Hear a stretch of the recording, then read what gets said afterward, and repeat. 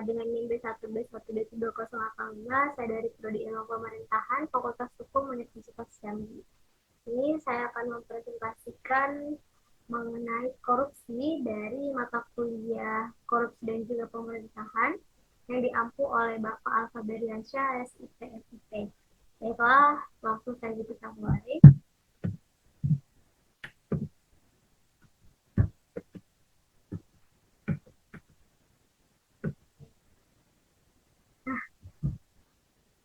Kenapa sih masih ada aja yang nyolong duit rakyat?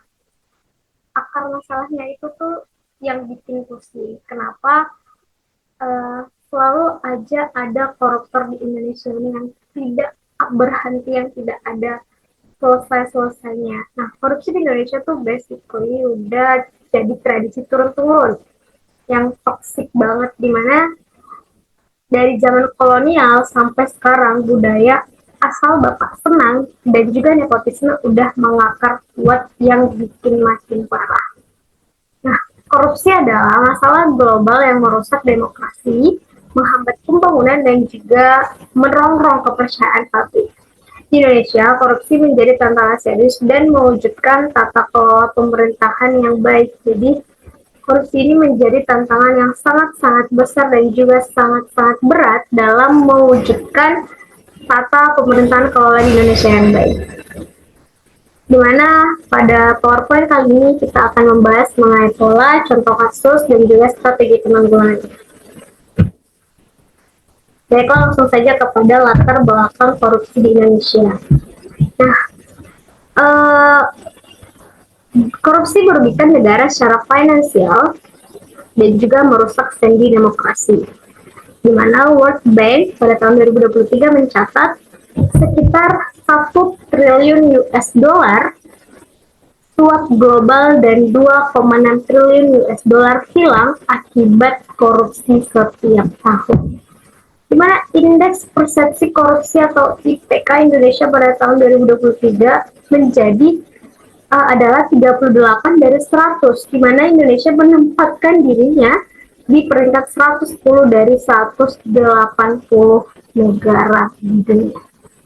Ini menunjukkan tantangan besar dalam mewujudkan pemerintahan yang bersih. Lagi-lagi tantangannya itu ada di korupsi. Kemudian bentuk dan juga pola korupsi. Korupsi itu muncul dalam bentuk suap, penggelapan publik, gratifikasi, dan juga konflik kepentingan. Di mana KPK selama 2019 sampai 2023 itu menunjukkan kasus terbanyak ada di pengadaan barang dan jasa sebanyak 35%, penyuapan sebanyak 28%, dan penyalahgunaan anggaran sebanyak 25%. Korupsi di Indonesia menjadi masalah yang sistematis, yang memerlukan pendekatan komprehensif dan juga harus dampaknya luas, mulai dari ekonomi biaya tinggi dan juga hingga legitimasi pemerintah yang lemah. Kemudian ada teori dan juga dampak dari korupsi tersebut. Di sini ada dari teori korupsinya, ada dari Robert Kierkegaard, yaitu memolakan teori korupsi itu menjadi C sama dengan M plus D dikurang A. Artinya apa? Korupsi sama dengan monopoli plus diskresi dikurang akuntabilitas. Jadi benar-benar parah. Korupsi itu berarti memonopoli, mendiskresi, dan tidak bertanggung jawab. Itu kalau menurut Robert. Kalau menurut Jack, itu ada disingkat dengan GONE, yaitu Good Opportunity Risk dan Exposure. Jadi dari kedua teori ini memang benar-benar menggambarkan sekali situasi-situasi korupsi yang sangat-sangat merugikan negara, sudah mengambil uang rakyat, merugikan negara, tidak akuntabel, tidak bisa dipertanggungjawabkan.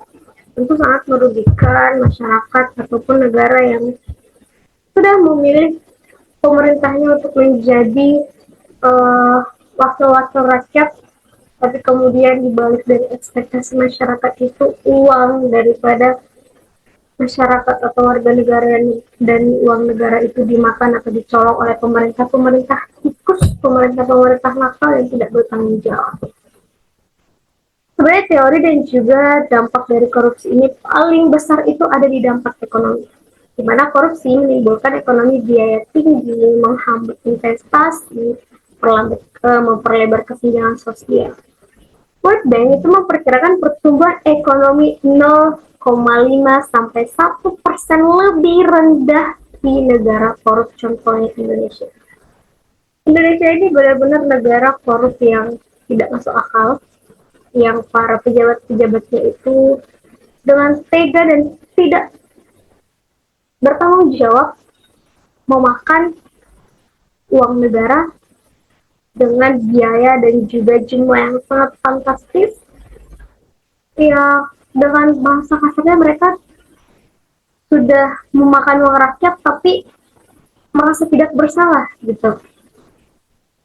Sudah mempermalukan diri sendiri akibat keserakahan dan ketidakcukupan akan dirinya sendiri ataupun mungkin faktor-faktor internal dan eksternal lainnya. Jadi Indonesia ini merupakan salah satu negara yang menurut saya sangat-sangat parah korupnya karena dari zaman kolonial itu sudah di era Soeharto ya, itu korupsi jadi semakin sistematis di mana semua level pemerintahan itu terbiasa dengan suap, kolusi dan juga nepotisme atau kita sebut sekarang KKN. Ya meskipun udah reformasi, mentalitas ini masih stuck di banyak institusi, bahkan di institusi terdekat kita, bahkan di lapisan pemerintahan paling kecil di desa itu juga sudah sangat berani melakukan korupsi dengan jumlah yang fantastis. Mereka tidak membangun daerahnya, mereka tidak memperlakukan APBN dan juga APBD dengan baik dan tepat sasaran, malah dicolong, dicuri untuk kepentingan pribadi. Kemudian ada juga korupsi itu terhadap dampak sosial. Tentunya korupsi merusak legitimasi pemerintah, mengurangi kualitas pelayanan publik, dan juga menghambat penegakan hukum yang adil. Artinya di sini mengurangi kualitas pelayanan publik, mereka sendirilah yang menciptakan pelayanan itu menjadi tidak berkualitas dan masyarakat menjadi tidak percaya kepada pemerintah. Mereka juga yang membuat menegakkan hukum itu menjadi tidak ditegakkan secara adil. Padahal kan Indonesia negara hukum. Tapi kenapa hukum itu tidak ditegakkan secara adil, terutama kepada yang korup-korup? Nah, Indonesia negara yang hukum, negara yang demokrasi. Ketika para koruptor ketahuan korupsi dengan sekian triliun miliaran jumlahnya, tapi kalau dilihat hukumannya itu sepertinya tidak adil gitu. Jadi mereka lah yang membuat peraturan-peraturan itu menjadi tidak ditegakkan secara adil. Itu dampak sosial politiknya. Kemudian ada juga pola-pola korupsi di Indonesia. Ini ada 10 pola korupsi di Indonesia. Ini kurang lebih adalah pola yang sering kita jumpai, pola yang sering kita temui, di mana korupsi ini juga, pola-pola dari korupsi ini juga sudah menjadi rahasia umum ya.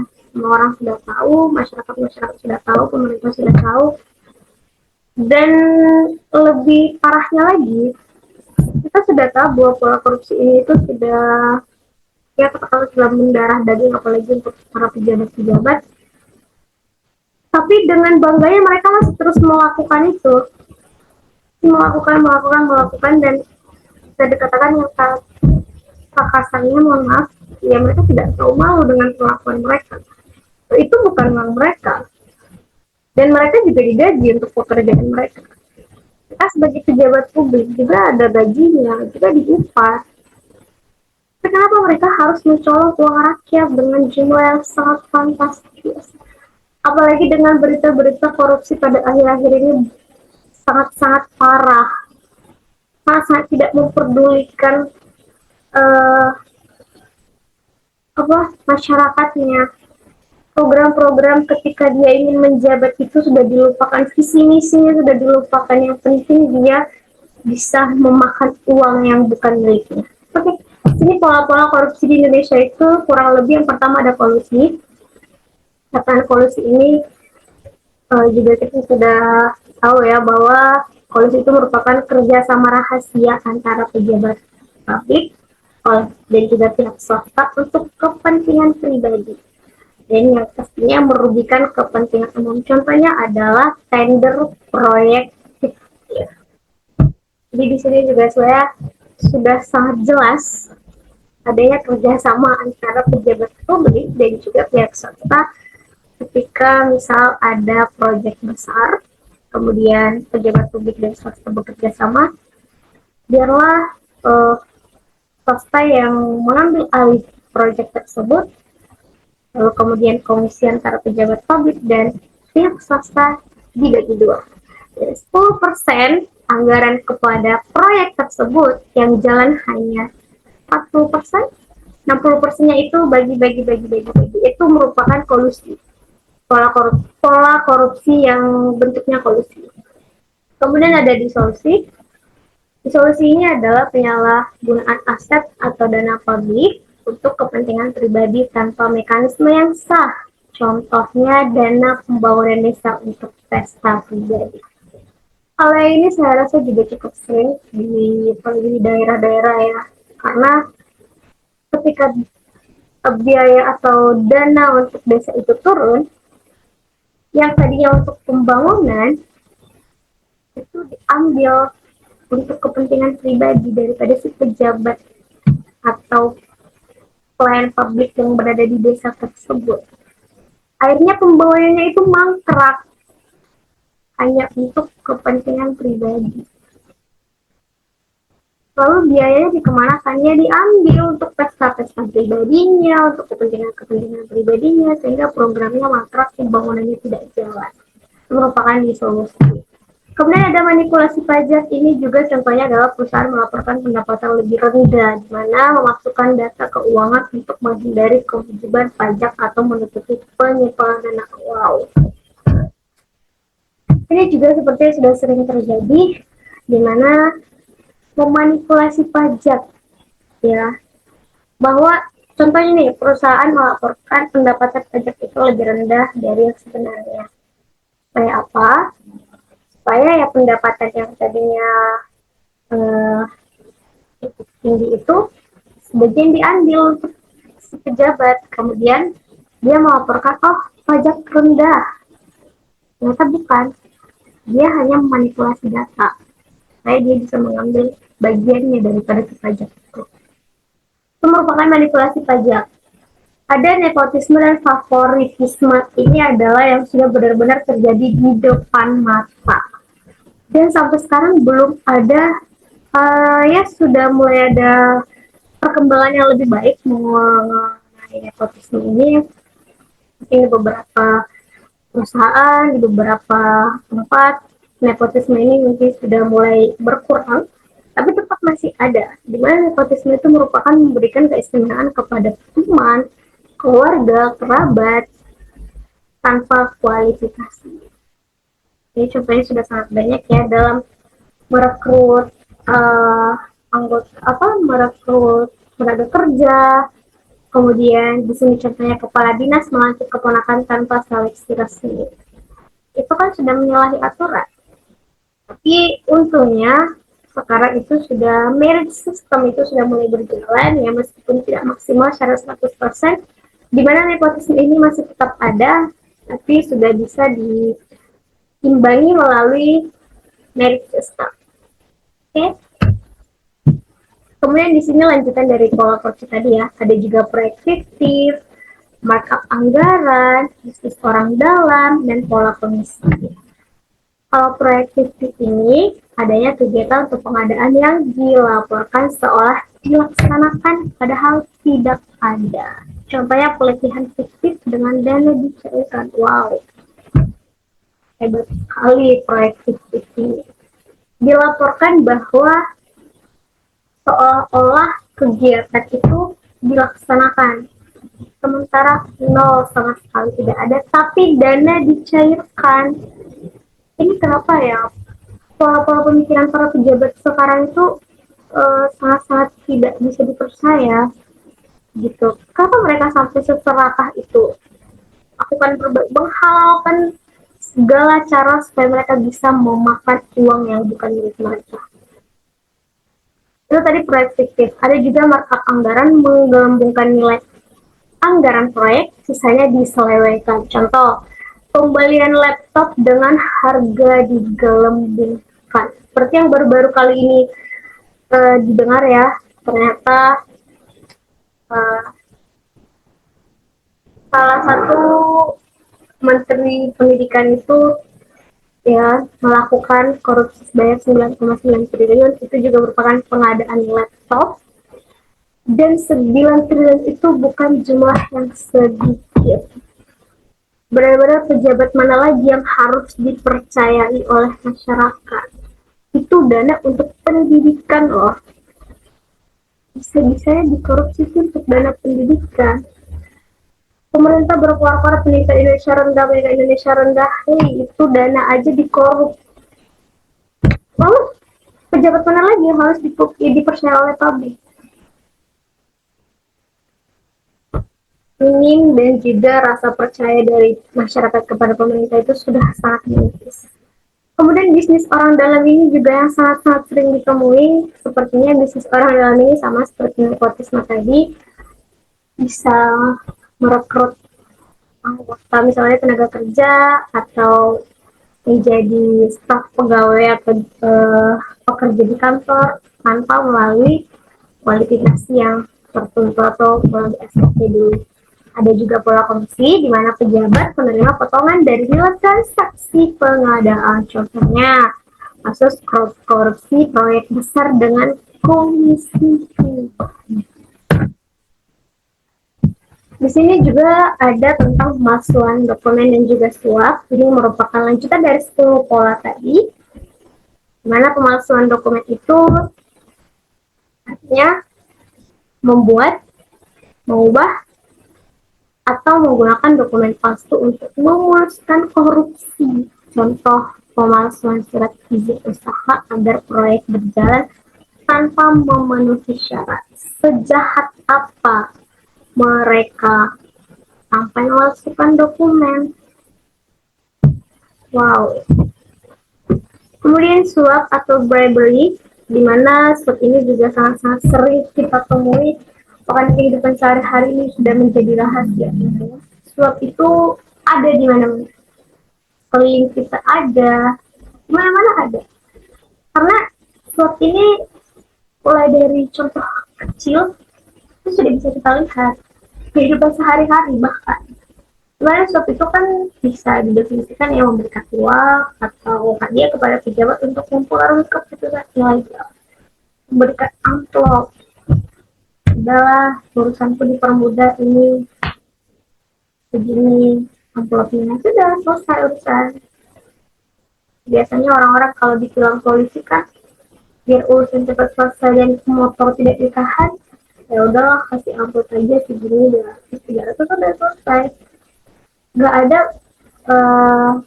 hukum itu tidak dijalankan sebagaimana mestinya. Jadi suap ini sudah sangat-sangat berdampingan dengan kita, tapi kenapa belum selesai juga? Nah, kita akan bahas di pola dan juga strategi dalam strategi. Sekarang kita lanjut dulu ke dua pola korupsi, di mana ini merupakan pembahasan utama pada presentasi kali ini. Ini adalah dua pola korupsi yang sangat sering kita temui, bahkan yang sangat sering kita lihat secara langsung ya. Ini merupakan pembahasan paling utama dari pola dari korupsi dan pemerintahan mata kuliah pada presentasi kali ini. Nah, pola korupsi yang pertama adalah bisnis orang dalam, dan yang kedua adalah money politik. Jadi bisnis orang dalam ini juga atau disebut dengan insider trading di versi pemerintahan. Jadi Bisnis orang dalam ini artinya memanfaatkan hubungan itu pribadi ataupun kekeluargaan dengan pihak berkuasa untuk keuntungan. Nah, ini merupakan penyalahgunaan kekuasaan yang sering dibungkus dalam proses formal yang seolah-olah sah. Jadi bisnis orang dalam ini merupakan sama juga seperti nepotisme yang kita bahas tadi, nepotisme dan juga favoritisme. Terus sih bisnis orang dalam ini masih tetap ada, padahal kan sudah seharusnya merit system, sudah melalui diskualifikasi dulu sebenarnya, melalui prosedur-prosedur yang semestinya harus dilakukan, tapi kenapa masih ada bisnis orang dalam yang memanfaatkan hubungan pribadinya, memanfaatkan temannya, keluarga kerabatnya? Itu karena bisa jadi dipicu karena adanya masih ASN nakal, ada aparatur sipil negara itu yang masih nakal, yang mana PNS yang abuse power buat keuntungan pribadi. Kamu bisa saya masuk ke kantor ini, tapi kamu harus bayar segini. Itu merupakan tipe-tipe ASN nakal. Demi keuntungan pribadi, dia memasukkan ke kantor tersebut, lalu uangnya masuk ke kantong pribadi. Itulah yang menjadi pemicu kenapa masih ada bisnis orang dalam atau nepotisme tadi. Ada juga yang memicu juga itu adalah politisi rakus. Misal, anggota DPR atau DPRD yang jadiin jabatan sebagai ATM pribadi. Wow. Di bisnis orang dalam ternyata sangat-sangat kotor, sangat-sangat busuk. Gitu kan. Menghalang segala cara untuk uang masuk ke kantong pribadi. Ada juga pejabat ini contoh pejabat BUMN dari direksi yang memanipulasi anggaran atau tender proyek. Itu kan merupakan juga bisnis orang dalam ya. Jadi karena mereka sama-sama berada di perusahaan tersebut, maka dengan mudah dia bisa memanfaatkan uang ataupun anggaran itu untuk digunakan kepada pribadinya. Jadi ternyata bisnis orang dalam itu sangat busuk, sangat kotor. Orang-orang yang tadinya itu lebih berkualitas, lebih baik, lebih berintegritas, kalah dengan orang yang pengetahuannya itu masih minim, SDM-nya rendah karena adanya bisnis orang dalam. Jadi harapannya merit system itu yang merupakan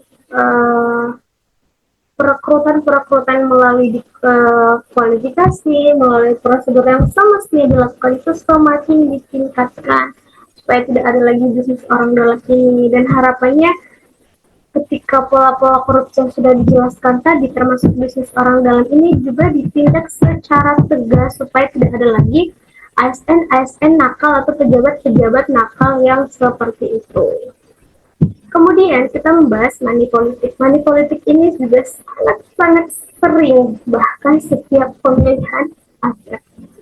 Jadi money politik ini teman-teman pasti sudah tahu ya, sudah berdampingan juga dengan yang namanya money politik, di mana money politik ini pemberian uang, barang untuk mempengaruhi keputusan politik, khususnya di dalam pemilihan umum. Ini adalah bentuk suap dalam ranah politik yang merusak integritas pemilu, sangat-sangat merusak integritas pemilu. Sejak kapan ada money politik? Sejak kapan bisa menyuap masyarakat demi keputusan politik? Bukan hanya masyarakat, para petugas-petugas pemilunya juga. Karena disuap sudah, bohongilah suaranya. Suara saya lebih banyak dan saya menang.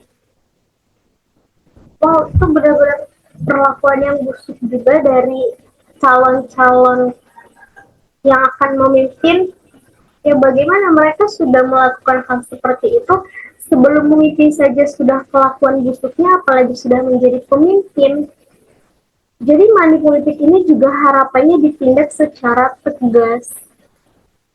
Kenapa masih ada para calon-calon pejabat, calon-calon pemerintah yang nakal seperti itu. Dan harapannya juga masyarakat itu diberikan pelatihan bahwa sudah money politik itu tidak perlu diterima. Money politik itu bukan budaya kita, itu hanya pembodohan. Jangan mau suaranya dibeli senilai 200.000 atau 50.000 dibanding pemerintah yang 5 tahun ke depan nanti bagaimana. Jadi harapannya masyarakat diberikan edukasi yang baik mengenai money politik. Para calon pemerintah yang akan menjadi pemerintah nantinya juga bertindak tegas, jangan pernah melakukan money politik. Karena itu merupakan salah satu pemicu mengapa mereka ketika menjadi pemerintah akan korup secara besar-besaran dan fantas. Dengan tidak segan mereka akan bisa melakukan korupsi. Karena ketika mereka sebelum menjadi pemerintah atau sebelum menjabat juga sudah berani melakukan hal-hal seperti itu kepada rakyatnya, apalagi sudah menjadi pemimpin. Gimana keintegritasan itu?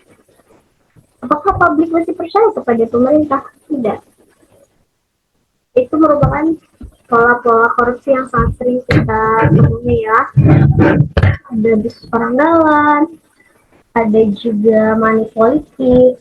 Di money politik ini juga sering disebut atau sering diistilahkan menjadi when demokrasi becomes pay to win.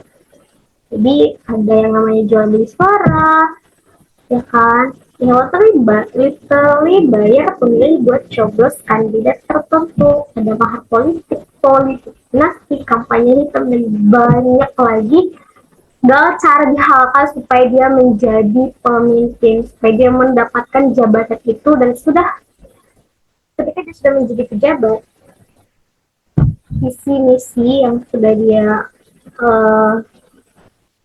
keluarkan selama kampanye itu hilang lenyap. Itulah ciri-ciri pemimpin yang ada di Indonesia ini, mulai dari tingkat rendah sampai yang tertinggi. Nah,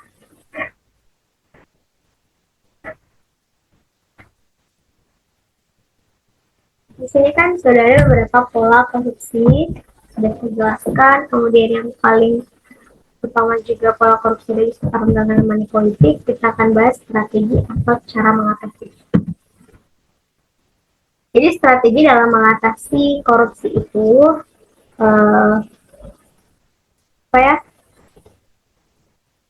sebenarnya banyak sekali, tapi dari sekian banyaknya juga yang jadi solusi, tetap saja koruptor di Indonesia ini tidak akan pernah jerah.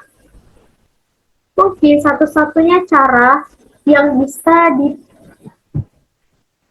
diberikan dan yang bisa dijadikan menjadi efek jerah itu merupakan saja menjadi hukuman mati kepada koruptor, ya kan? Tapi yang menjadi perdebatan itu adalah ketika hukuman mati atau undang-undangnya disahkan, ya pasti perdebatan atau kontroversial yang muncul adalah, hey, kenapa kamu tidak mempedulikan HAM? Itulah mengapa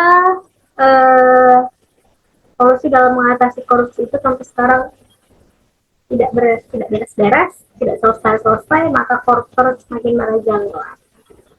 Nah, pertama itu strategi dalam mengatasi korupsi setelah dianalisis. Yang pertama adalah penguatan hukum dan juga penindakan. Penguatan hukum and law enforcement yang gak main-main. Nah, jadi ada proses hukum cepat, publikasi kasus, dan penguatan gakumdu. Yang harus di-upgrade sistem peradilannya itu adalah reformasi total lembaga penegak hukum seperti Polri, Kejaksaan, dan KPK. Itu benar-benar harus di-upgrade sistem peradilannya. Karena di lembaga-lembaga seperti itulah yang bercanda dalam mengatasi korupsi. Kenapa dikatakan bercanda? Mereka tidak tegas, padahal kan mereka lembaga penegak hukum, tapi mereka tidak tegas. Mereka tidak menegakkan hukum itu secara adil atau sesuai dengan sumpah yang mereka sudah ucapkan. Harusnya kan penguatan hukum dan penindakan itu hanya menjadi efek jerah kepada koruptor-koruptor lainnya. Tapi kok ini tidak, kenapa semakin banyak dan kenapa semakin merajalela? Dan yang paling dikuatkan itu adalah hukum dan penegak hukumnya. Yang kedua, ada edukasi dan juga transformasi budaya. Ya kan? Di mana adanya pendidikan anti korupsi dari dini. Ada kampanye literasi politik, kegiatan edukatif, dan pelibatan pemilih pemula. Nampaknya sampai sekarang ini, meskipun ada apa kampanye literasi politik itu sampai sekarang nampaknya masih minim. Padahal kampanye literasi politik ini sangat penting karena memang harus diterapkan pendidikan anti korupsi dari dini supaya masyarakat tahu, anak-anak yang berpendidikan tahu bahwa korupsi itu haram, korupsi itu sangat-sangat busuk, sangat-sangat kotor, merugikan negara, merugikan masyarakat. Itu benar-benar memang harus diberikan kampanyenya, diberikan literasi politiknya dari dini. Supaya mereka paham pejabat yang korupsi itu adalah salah, dan ketika mereka menjadi pejabat publik tidak akan bisa korupsi. Penguatan regulasi dan juga pengawasan itu adalah strategi yang ketiga ya. Penguatan regulasi dan juga pengawasan. Jadi di sini ada namanya audit rutin, tim seleksi independen, dan sanksi tegas nepotisme. Audit rutin, tim seleksi independen, dan sanksi tegas nepotisme. Ya betul. Jadi regulasinya itu memang harus perlu diperkuat lagi. Audit keuangan itu dilakukan serutin mungkin. Tim seleksi untuk pekerjaan ataupun misalnya menjadi staff atau pegawai itu, berikanlah tim seleksinya itu se-independen mungkin. Dan juga sanksi untuk nepotisme seperti yang sudah saya katakan tadi. Berikan sanksi yang tegas untuk mereka yang melakukan nepotisme karena itu tidak adil. Itu tidak adil. So, mereka memanfaatkan orang-orang terdekat mereka supaya mereka mendapatkan jabatan itu. Itu sangat tidak adil. Selain itu juga harusnya ada one stop digital service biar nggak ada alasan ribet. Itu tadi termasuk di penguatan regulasi ya. Ada yang masuk digital service biar nggak ada alasan ribet. Misalnya dalam pengawasan itu kan kalau dilakukan secara manual ya ribet gitu. Jadi lakukanlah one stop service tapi melalui digital biar tidak ada alasan ribet untuk turun lapangan. Itu kan alasan-alasan pejabat yang tidak masuk akal ya. Jadi sehingga mereka lebih memilih untuk berdiam di kantor, duduk tanpa turun lapangan karena alasannya ribet.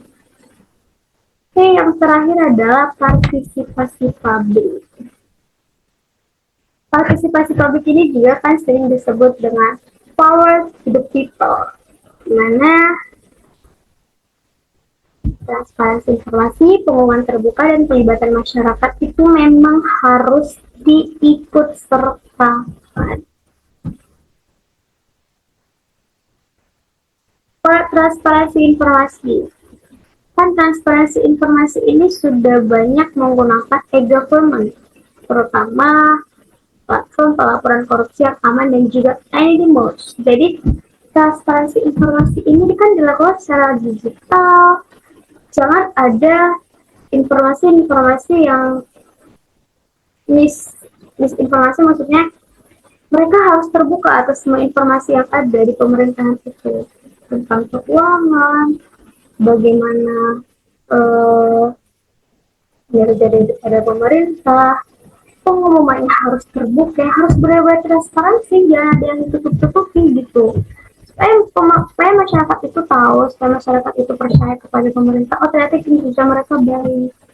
Ternyata mereka sungguh-sungguh serius dalam menjalankan program visi misi mereka. bukan hanya janji-janji ternyata. Karena kepercayaan publik itu sangat mempengaruhi kualitas pelayanan publik. Pengumuman terbuka udah dan pelibatan masyarakat. Tolong libatkan masyarakat dalam setiap keputusan publik. Masyarakat itu yang memilih kalian menjadi pemerintah dan kalian bekerja untuk masyarakat. Apabila pemerintah melakukan programnya tanpa melibatkan masyarakat, ya gimana keintegritasan pemerintah itu pasti akan dipertanyakan. Pejabat publik itu bekerja untuk masyarakat. Tapi kok masyarakat tidak disertakan, masyarakat tidak dilibatkan, pasti akan dipertanyakan. Dan masyarakat pasti akan komplain dan tidak setuju. Itu makanya kenapa seperti yang akhir-akhir ini terjadi, yaitu tampang nikel yang ada di Raja Ampat, itu kan tidak mengikut sertakan atau tidak melibatkan masyarakat dalam pengambilan keputusan tersebut. Makanya kasus itu seheboh ini. Selain itu juga kan itu ternyata merusak lingkungan dan merugikan para masyarakat yang ada di sana. Jadi pelibatan masyarakat itu sangat penting karena mereka bekerja untuk masyarakat. Jadi dari semua masalah korupsi, pola-pola korupsi yang terjadi, dan juga strategi dalam mengatasi korupsi, harapannya semuanya bisa ditegakkan dengan baik, terutama di penguatan hukumnya, edukasinya, regulasi, dan juga partisipasi publik. Baiklah, setelah presentasi saya kali ini, di mana presentasi ini adalah untuk memenuhi ujian akhir semester pada mata kuliah korupsi dan juga pemerintahan. Apabila ada pemaparan yang salah, kurang berkenan, mohon maaf. Akhir kata saya ucapkan terima kasih dan selamat sore. Capek banget. Selamat sore. Aku udah aku nggak tahu mau ngomong apa lagi. Aku tuh takut kalau ngomong. Malam sama sore. Oh, sekarang stop recording kan? Ya kan? Iya, stop recording.